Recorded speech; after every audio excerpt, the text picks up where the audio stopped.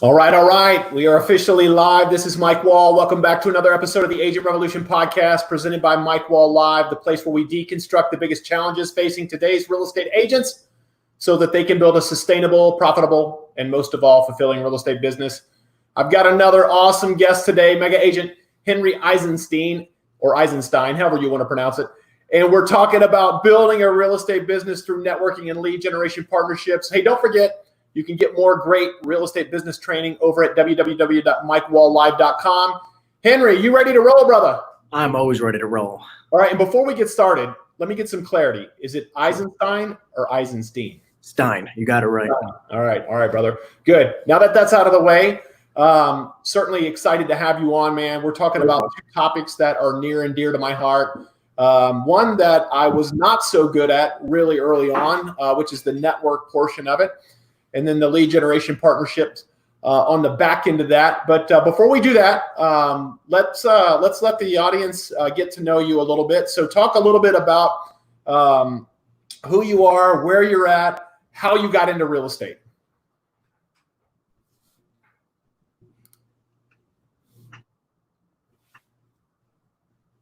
Let's see. So again, I'm from Jersey. It's funny that people who aren't from New Jersey don't know. They kind of just say it's north and south. There is a central. So we're from Central Jersey here, about an hour south of Manhattan. Been in business about just shy of 6 years now. And right now, just to give you some reference, we have a small little team, a transaction coordinator, a listing coordinator, about to hire an executive assistant, as well as I have one buyer's agent. Okay. I've been, like I said, I've been licensed for 6 years. I'm turning 26 in October, so it's going to be rounding out. I just got my license right before my 20, when I was about 20 years old. Youngster, I love it. And young hustler. Young hustler, man, I love it. I feel like an old soul, though. I feel like like all my friends are 40. Real estate does that to you, my man. Real estate does that to you. Real estate does do that to you. First couple of years, I feel like we're like most people's. I kind of just tried to find a couple mentors. Didn't really work out too well for the first year and a half, and then I found this magical man named David DeVoe, who kind of showed me the path to success when it came to lead generation. We met at a Tom Ferry event actually, and I saw him on stage about 4.5 years ago, and I was like, I got to work for this guy. I was about a year in the business. Had my Hermes belt with no money in the bank, and just like a lot of realtors, I guess, right? I love it, man. And, hey, fake it till you make it. That's what they say. That's what they say, right? That's what they say. I still wear it to this day because the H means to me humble. I got to stay humble because I feel like I didn't have much. It's a humble belt, but not a humble price. Amen to that. So, again, I worked for him for a little while. I ran them a couple counties over. I ran a team that was about an hour south of his hub. He had an expansion team with Keller Williams a couple years ago. And I just kind of I don't feel like I had my heart and soul into it. And I kind of fell out of the business about, maybe 9 months to a year after I joined his team. And I just had this itch for entrepreneurship, and I felt like I wasn't seeing success fast enough in real estate. So I started like 5 different companies, e-commerce businesses, consulting, marketing, everything, you can think of. I tried it just because I felt like, if you found the right thing, you'd think you'd see the explosion of business right off the bat. And I did not realize that it would take a couple years to really see that. Yeah. And I was being coached. This is actually, think about how crazy this is. This is January 2 years ago. 2018, January 2018. I had a Tony Robbins coach at the time, and thank God for it because and Tony's changed my life. I've been to a lot of his events. Yeah. But the Tony Robbins coach at the time, he basically said to me, "What 23-year-old kid do you know who had 5 companies and became wildly successful?" And I was like, "I've studied quite a lot of people in my time, and I don't know a single one." And he goes, "What makes you think you're about to be the first?" So I was like, "I'm probably not going to be honest." And he said, "You got to focus on one thing for a decade." And in that moment when he said that to me, I knew real estate was the thing. Love it. Yeah. And I recommitted to this business like never before, late January 2018. And now we're doing 3, 4, 5 million a month pretty consistently now. Last year we did 88 units for 25 million. But again, we made a lot of mistakes. Like I feel like we still don't have everything perfect, but now I feel like I'm in a momentum phase like never before. Yeah. And it sounds like you got some great momentum, and you've got some great mentorship too, man. You've got DeVoe, obviously. You've got a Tony Robbins coach in your past, and then you've got all those failures, right? That you've that weren't really failures. I mean, they were just lessons, right? That you learned. And they've created the individual you are today. Talk to me in just a minute, though, before we get into our topic today. When you decided, I'm recommitting, and then real estate is that thing I'm recommitting to. I'm curious, like, what was the thought process behind that, and why real estate?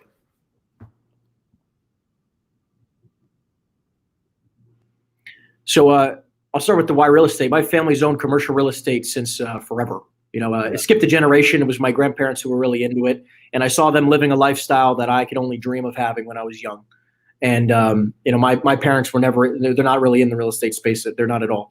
My father's a teacher, and my mom has her own small business now for the last couple of years, but she worked for AIG for about 10, 15 years. So kind of entrepreneurship skipped a generation. Long story short, though, the recommitting, I kind of said to myself, before I had heard that from him, I always felt like there was a plan B, possibly. There was a backup plan, possibly, of some other business just in case real estate wasn't that thing. Yeah. And when he said that to me, something triggered in my mind saying, if I want to be successful, I got to burn every ship. And there is not going to be another option. I'm either going to be the greatest of all time at this one thing, and I'm going to make it work, or I'm going to die trying. Yeah. And it lit a fire underneath me. Yeah, I love it, man. You got a great head on your shoulders for being a 26-year-old. I mean, still, in my world, you're a kid, man. You're young, and you're figuring it out. I would love to have been in your shoes at 26 and have figured out what you've gotten figured out. And you are lucky in a sense to have been able to partner with some people like DeVoe, and then also understand the importance of having a coach and having guidance. And being humble enough to know that you don't know it all, right? And that there are people that have gone before you that can help you get to where you want to go because they've made all the mistakes, and you can get there so much faster if you'll just humble yourself and listen to them, right? And learn from their experiences. And that's what you did, man. And that's why you're seeing that upward trajectory in your business, is because you're humble enough to step aside and let people guide you. And you're going to continue to grow. You hang out with people like DeVoe, you're going to continue to grow. That $3 or $4 million a month is going to turn into $5 to $10 million a month, and you're just going to keep on growing, man. But I know everybody that's tuned in today is tuned in for a couple reasons. The first one is to figure out how you've grown your business at 26 years old. You did 88 transactions, right, for over 25 million bucks last year, and you're on trajectory to do that again, or perhaps even more this year. But what I want to know, like specifically as it relates to networking and your business, Henry, what does that mean to you? What does networking mean to you and to your business? I feel like we've all heard that phrase where your network is your net worth. Right. And I feel like a lot of people don't give it enough weight. And, growing up, I had some really, I had a interesting group of friends growing up that most of them went into the military. And I feel like, the people you spend the most time with is who you become. And I realized that if I want to be really, really successful and make an impact in life, I need to be around people who are really successful and make an impact in life. And because I'm going to end up just like them. Yeah. So I really made it a point, and people, like we were talking about a couple mentors like Tony Robbins, but Grant Cardone, Gary Vaynerchuk, and a million, I could give you hundreds of different names. And then a lot of people you'd never heard about because they're just local here that have really, really helped me. But it's because I keep aligning myself with people who are a lot more successful than me, and I just shut up and listen. Sometimes, sometimes I talk too much still, but I definitely, I know how valuable it is to have those people in my life who can guide me when I don't know what's around the corner. Yeah. So I've really come to realize that I will never, ever, ever supersede my mentors. So I need to in my life if I would. So every $1 a year, I can't be around people who make $1 million a year because I'm never going to supersede my mentors. Yeah. right? If I want to make $1 million plus, I got to hang around people who make $5 or $10 million. Right. You always want to be the dumbest guy in the room, right? 100%. Yeah. And look, I'm a 2-time college dropout, so I have no problem being that guy. So, it's just, but it's changed my life, man. It's changed my life. Yeah. And so the people, when you talk about your network and the people that you surround yourself with, like how do you seek out that type of leadership or that type of mentorship? So I get this question a lot. I speak a lot now in front of business classes all around the country for colleges, and I do a lot of mentoring around here for young professionals. And I get that question a lot. How do I find these people? And I think the short answer is you start with one. You start with the most successful person that you know, or that your family knows, or you take them out to lunch or her out to lunch, and you just listen and you learn their story, and eventually you spend time with their friends and you make more introductions and you go out to networking events and you just open your mouth and spend more time, out just networking and meeting new people. I mean, like, obviously, this too. It's like not everyone you're going to meet is going to be some, incredible person that's going to change your life. But if you meet enough people, you might just fall into the right people's hands, and it's someone that they know, who they know, who they know. And it just kind of spider webs. It's crazy. Yeah. And, to me, it's sort of just like realizing that you got to be purposeful with it. And a lot of people, I feel like, just don't put in any effort or energy into networking. It is a job. You need to make it a point. Just like you're going to lead generate for leads, you got to lead generate for your network. It's the same thing. Yeah. So talk about that, man. Like, what does that look like for you? Like, if somebody's like, just a quick backstory on me, right? I grew my business through prospecting, right? And I was been there. On Mojo Dialer. Yeah, Mojo, calling expireds, right? It was just one after the next, right? And I neglected my network. You know what I mean? I was just always about the next lead when I could very easily have tapped in at a very low lead acquisition cost to my personal network, which I did not do. And I didn't figure that out till 2 or 3 years down the road. And we're doing it now, but I wish I would have started that earlier. So like your personal network, there's your network as it relates to personal development, which would be coaches like DeVoe or your Tony Robbins coach. And then there's your network of buyers and sellers, right? Which means something totally different. So as it relates to generating business through your network for buyers and sellers, sure. How do people want to show up and do that? So for me, somebody opened up my mind a little while ago. It was a lender out by me who's now like basically a second father to me. And he basically taught this concept of something called a VIP. And a VIP is somebody who knows you, likes you, trusts you, and can refer you an inordinate about a business, right? Has the ability to, at least, right? And that person does not have to be just a professional. It could be a past client. It could be a current client, but just somebody who's, can be purposefully referring you business over and over and over again, right? Because they're well-connected, like-minded, or whatever the case may be. And I've just surrounded myself with as many of those VIPs as I possibly can. And I probably only have a good 30, 35 good VIPs who are just people who every year will refer me 1, 2, 3 plus people a year, right? And then don't get me wrong, of the 30, 35, let's just say maybe 5, 6, or 7 of them refer me 10 plus a year. And then I have 2 or 3 of those, which I'll do 30 transactions a year with minimum. Wow. Okay. And again, it's like I've realized, just like you, I mean, I remember dialing my tail off, for hours and hours and hours. My office knew me as the kid who was just never, not in the office and never not on the phone, just literally, my AirPods in my ears and just cranking calls. We did like the 100 contacts challenge. Yeah. Everything. I remember doing that. And then what I realized was when you're chasing one-off leads, like we were doing expireds and cancels and for sale by owners, okay? You're chasing these one-offs and you're only ever going to get one deal out of it, right? Because if you're chasing one expired, you get that deal, you kill yourself, you do your presentation, you kill yourself, and you maybe do it for a slim margin on commission, and you just do everything you possibly can to make this person happy, and then they do one transaction and then they just leave you forever because they've dealt with every realtor under the sun. You were just lucky to get the deal. Now, don't get me wrong, can some of them go a lot better and maybe they end up being something in your network? Yeah. I've just realized that if I'm going to spend any moment of my time chasing something, it might as well be like accounts. I chase accounts where I chase a professional who can refer me 5 or 10 deals a year and just love on them and love, as much as I possibly can. Because my mentor basically said it like this: Mike, how much would you pay for 100 salespeople to work for you? How much would you pay? Man, I'd have to pay a lot if they were good. Millions and millions of dollars, because the payoff that could have. Now, what if I told you you could build a network of those 100 people for free and just love on these people and just build basically a friendship with these individuals where you don't have to pay them a nickel and they just constantly are feeding you leads for free. Yeah. I love this, man. I love it. I hope people are taking notes right now because you're so right, man. And so like, give us an example. I mean, because I know like there's so many types of people you can tap into, like divorce attorneys or probate attorneys. Yep.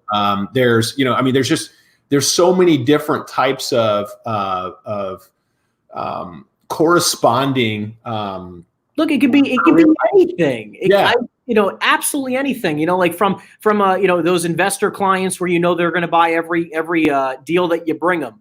I have a few of those. If you're talking to wholesalers where they can give you some of their leads that they're not going to be able to wholesale out.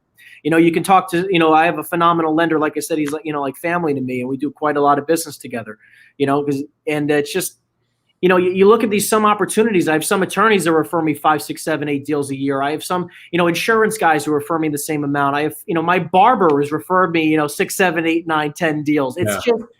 It's that, like, instead of chasing an expired where you're going to kill yourself for this one deal, I might as well just build a sales force of these amazing people who I spend time with and go out to dinners with and love on and appreciate and have fun with. It's greatness, man. It really is. And that really ties into the lead generation partners part of this. And so for you, like, what does that, how are you finding these people? Is it just keeping a keen ear open? Like when you're out into the public and you hear your barber, right? You got to let these people know what you do, right? But how do you prime them? How do you prime them every time you're in front of them? Not so that you're asking for business, right? But so that you are building top of mind awareness with them so that when they hear, Bob, who comes in and sits in his chair in 3 hours and he's talking about selling his house because he's getting a divorce. How do you stay on top of that? Like, how do you get him to refer you? So I look at it like this, right? You're, do you have somebody that you refer a ton of business to in any sort of profession? Sure. Yeah. Okay. We got mortgage, title. We got all these outside of real estate space. Outside of the real estate space. Yeah. I mean, my barber, right? I mean, I love my barber. You know what I mean? You love your barber. Like, have you ever gone out to dinner with him? No. So like these people who actually, I know that we're mentally aligned. He wants to improve his business. I want to improve my business. We both have a vision. He likes talking about investing in real estate. He's looking to do that. I love talking about it. When you are around like-minded people, I just take it to a whole different level. Yeah. Right. Like my barber is somebody I text all the time. Like, it's not like it's not like every time we talk, it's just about booking a haircut. Like we just actually are friends. Like my lender is a genuine friend of mine. I have a wholesaler group that I'm a part of, and we're building something crazy here where it's like, all of their leads, we've built out systems where like I get all of their leads, all of them. Yeah. Right. And we've built the system where like now they're getting 2,000 or 3,000 leads a month. And now instead of killing, the throwaway leads that want way too much money, which is like 300-400 leads a month of people who want to sell the deal, right? Want to sell their house, but it's way too high. And they want retail prices. Instead of throwing that in the trash like most wholesalers do, they partner with a real estate agent like me. And we end up listing 20, 30 of them a month. Yeah. Here's what I just heard you say, okay? What you're saying is you're building authentic relationships with these people. It's not just, hey, I text you, I need a haircut. It's, hey, what are we doing for dinner tonight? How's your family? Like, what's new? Like, when am I coming over to go in the pool? I just I've been blessed with one thing in my life, and that is my communication skills have just been off the charts since I was a little kid. And look, by the way, I was a depressed and suicidal guy for about 10 years of my life. From 8 to 17, I was suicidal, quiet. I was, the quiet kid in school. I never really did anything. I was happy just to get out of high school. I hated school growing up.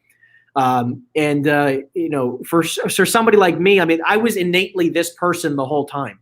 Yeah. But I just wasn't around people who liked talking about what I wanted to talk about. Like to me, like school wasn't something I was good at because it just was none of the subjects I connected with. But when you talk about business and bettering yourself and just investing in real estate and all these amazing things about just growing as an individual, I could talk forever. Yeah. Now, Henry, let me ask you this, man. Do you automate anything to them? What do you mean? Like, because we've all heard of like the 33 touch, right? Where you can automate, like you have their home address and you're sending them a home evaluation every month. The answer is no. Okay. Here's the thing, right? I am not doing a good enough job at loving on them as I know I could. Yeah. What I know and I'll be blunt with that, right? But what I know that I do a great job is when I'm with them, I'm present. Like they're genuine friends of mine, right? We talk on a weekly basis. And they feel the same way about you. 100%. Right? 100%. And it's not like, and again, like they don't just see me as the realtor. I am their friend first who happens to be a great real estate agent. Sure. Right. And I just want to build more and more and more relationships just like that. Yeah. Right. You know what's so cool about what you just said though is when you have somebody that's a friend first and a barber second, or a friend first and a realtor second, you don't need to automate anything to them. That's what I'm saying. You know what I mean? Exactly. Yep. And so I love that. And that's calling myself out. But I also use like my like, listen, when I go to my barber, you better believe that I'm, like on Christmas and everything, I've given him a few $100s as a tip. Every time I go to him, I leave him a very nice tip and we chat all the time. And I talk him up all the time to all my friends and family to go use him. Like, because he's genuinely a good barber and a good person. And I want to refer him business because he refers me business. Right. But it's not, like, it's not like an in-debt thing, but it's just like, I want to help my friends. Yeah. Yeah. Let me ask you this. When you get a really good referral and you close something from a person like your barber or somebody, do you send them a closing gift or anything? Do you send him anything? I mean, like the crazy part is like, he's more of a kind of person where if I get him one lead, he would appreciate that more as a barber, just like a new client. He appreciates that more than me giving him like a Visa gift card for $50. Right. And you're referring him all the time probably, 100%. Right? Yeah. I said, if I have new salespeople come on board, I'm like, listen, why don't you get a free haircut with my, my barber, Nikki, I'll pay for the haircut. Yeah. And again, he just appreciates that, that matters more to him than anything. Right. Right.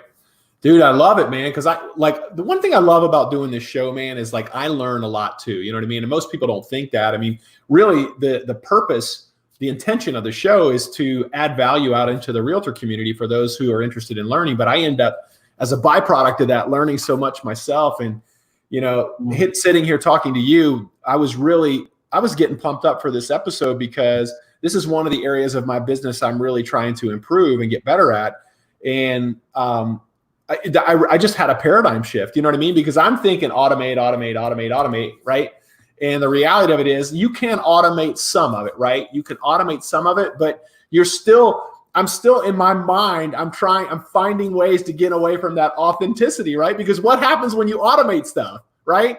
Is you get away from the authentic piece of it. And look, it's so crazy because it's like, it's now become where, my lender, I'm going to be in his wedding. And it's like, that doesn't happen unless you're, building an authentic relationship, we are friends first. Yeah. You know what I mean? Like that kind of stuff is amazing. Like when do you know the last time you're, a realtor was at a lender's wedding? Like this doesn't happen. Yeah. And, I want to take it a whole different step further. I don't want to automate any of that. I want to go to your house and hang out with you and the family. I want to just I want you to know me on a really deep level. Yeah. Right. I don't want you to refer me just because I'm a realtor who refers you. I want you to refer me because I'm your best friend. Right. I'll take good care of you and your family. Like we've known, it's like we've known each other forever. Yeah. And what's so cool, man, too, is that, we're talking about like other professionals, but there are clients, there are clients who do the same thing, right? If you do a really good job for them, we call them raving fans, right? 100%. They refer you business because they're that type of person, right? Like you said, maybe they're well connected. They're just, they're the type of person that if you do a really good job for them and you build that authentic relationship, they're just going to continue to refer you business. Yep. We love referral business, right? It is a low lead acquisition cost. But it's also just fun. It just changes the instead of just sitting on the phone for 15 hours a day, banging your head against the wall, talking to people who just hate you anyways. Right. I get to talk to people who I love and appreciate on a daily basis. And every client's like, I walk in, I'm like, okay. And they're like, yeah, could we price it at this point? And I'm like, we should be here, and here. And that's it. which brings me to my second point is the fact that you're really, a lot of these deals you're not competing on, right? Because you're a personal referral from one of their friends, and you walk in and they're like, hey, here's the house. Where's the paperwork? Here's where we're going to price it at, right? And it's amazing because, like, I'll give you some retrospect for a lot of those who were listening, right? Earlier this year, I had a much larger team. I had a lot of brokers working for me, very high payroll, high splits, all that kind of jazz. And it's like, as much business as we were doing like 8 to 10 closings a month. And I thought I had, quote unquote, made it because on paper, things looked great. Yeah. Right. And I've realized that and I was competing because a lot of those leads they were cold calling. These brokers were cold calling for me, and I go on the appointments and I lock them down. But again, I was killing myself on the appointment trying to be, everything in a bag of chips to these clients so that they would possibly list their house with us. Right. And happy that we would win these deals and compete over every listing. And now, because, through COVID, I kind of cleaned up the team, and now it's just me and a few people, very, very small, tight. I'm basically the whole team now. But now it's basically like 100% referral business. I don't kill myself, and I'm doing 15 deals a month now. Yeah. And it's like, I wish I realized this a long time ago, where like we were talking about, like, my ego was thinking big team. Yeah. And I've realized through a company like EXP and all the things that it offers, and the fact that I can make more money with a small team, be really profitable, right? And then recruit agents to work in the company, not for me, right? Because I thought they had to work for me to make great money. Yeah. Now I'm recruiting all these new agents and other people that come on board, and I coach them up for basically for free. But because they're in the ecosystem, I can still, I make my override and I'm happy. I don't care how big they get. I hope they, make $1 million a year and keep 99% of it. I don't care. Yeah. So it's a different mindset shift in it, because it's like you get kind of stuck on this facet of how things have to be. And I just thankfully, COVID changed my life. Like it really did. It made me look at things very, very differently. Yeah. That's so, I love that you said that, because it really is like you start to figure stuff out. It's like you get aligned with someone else's vision, right? With someone else's goals. And you're like, why in the hell am I doing this? It's like, okay, so I did 300 transactions. Now I got to do 500, right? I did 500. Now I got to do 700. I did 700. Now I got to do 1,000. And you're like, wait, it's a goalless goal. There's no means to an end by any of that. It's like 100%. You're just continuing to do stuff for the sake of doing it. And you're not really happy doing that. There's just no way, because of all the shit you deal with. You know what I mean? All the drama. I see it as, it's interesting where it's like now more and more that I spend time with people who are really very, very, very wealthy, and they all own real estate. And a lot of us realtors talk about how great it is investing in real estate, but they never do it. I know. Right. And I've been blessed and fortunate enough to be aligned with some incredible partners now of mine to invest in real estate like I never thought it'd be possible before. Because I was always making the excuse where I thought I had to have the money in order to get involved with some of these transactions. We'd always just see our flipping partner, or our investor client that we have who buys everything, and we watch them make all the money in the world and think that we can never do it for ourselves. And it is really the buying of real estate that will get me out of. I don't want to be a realtor forever, right? Look, again, like I'm 25, I'll be 26 in a couple months. And I'm like, I got 10 more years. Like, that's my game plan. I don't want to be, over 35 and buying it and helping people buy and sell real estate. Like, I want to be able to buy and sell my own. Yeah. That's where the wealth is. Like, don't get me wrong. Will I probably do this forever as a broker? Maybe. I'm not sure. Probably not. Yeah. I just know that by the time I'm 35 in 10 more years, I want to be in the position to have a choice. And I know that, like, again, why I chose EXP is because it's a retirement plan built in itself. Right. You know? And I see that where it's like, I know that no other company is going to retire me. I'm going to retire me. But EXP allows me to create that. And so does investing in real estate. Yep. I love it. I love it. I love it, man. You are wise beyond your years. It's been a pleasure to talk with you this afternoon. Let me ask you this, man. If people have questions about, how you've grown your business through networking or lead generation partnerships, or maybe they're just curious about EXP, how can they get in touch with you, my man? Best way to do it is just call me, text me, reach out to me directly. Phone number is 908-216-6532, 908-216-6532.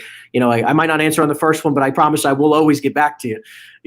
I do that for, I know a lot of people have called me for, again, it's not I look at it like knowledge should be free. There's no reason to charge for knowledge. Yeah, no, I agree, man. Well, as usual, I love sharing these stories week after week because I know this show is literally changing agents' financial lives, my own included. Do me a big favor. If you know someone that might enjoy the podcast, please share it with them. And if you like the podcast, please go to wherever you listen to podcasts and subscribe. Don't forget, you can always get more great free real estate training over at www.mikewalllive.com. And Mr. Henry, it has been an absolute pleasure. Likewise. I will definitely see you again soon, my friend. Absolutely. Take care, Mike. Thank you so much. Likewise, brother.